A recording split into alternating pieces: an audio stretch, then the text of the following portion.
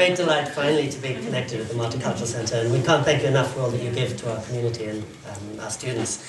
And I'm guessing that there are some people here who may not yet have read The House of Six Doors, in which case I'd say you're in for a real treat, but beware.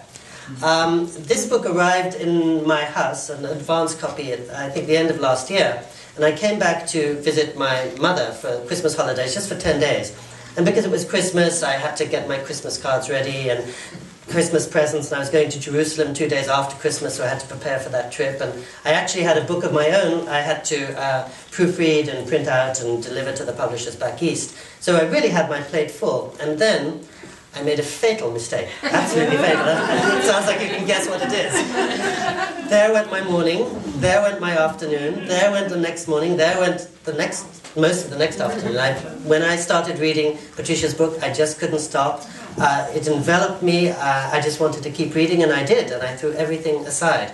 And I think part of it is, as some of you may know if you have read it, that it's this wonderfully vivid and detailed evocation of California in the 1970s as seen through the eyes of a 13-year-old girl, Serena, who comes from very far away, in which people are listening to Carly Simon's Anticipation or A Horse with No Name, Dirty Harry is playing at the local cinema.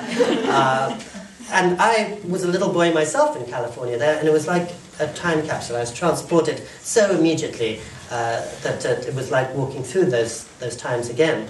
But as you probably also know, it's this spellbinding story of a mother with two teenage daughters who goes to Hollywood in search of the American dreams that she's nurtured from afar. So it's a coming-of-age story involving those daughters.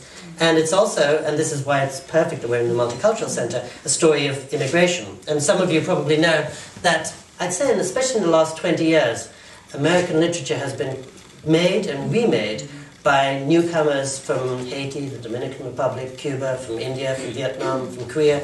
And The House of Six Doors fits just perfectly into that tradition. And in fact, without making a fuss about it, it's almost unobtrusive. But as you continue reading, you notice that Patricia has given us a California that's made up almost entirely of immigrants, looking out for one another, helping each other to navigate the new system, really creating a new America in our midst.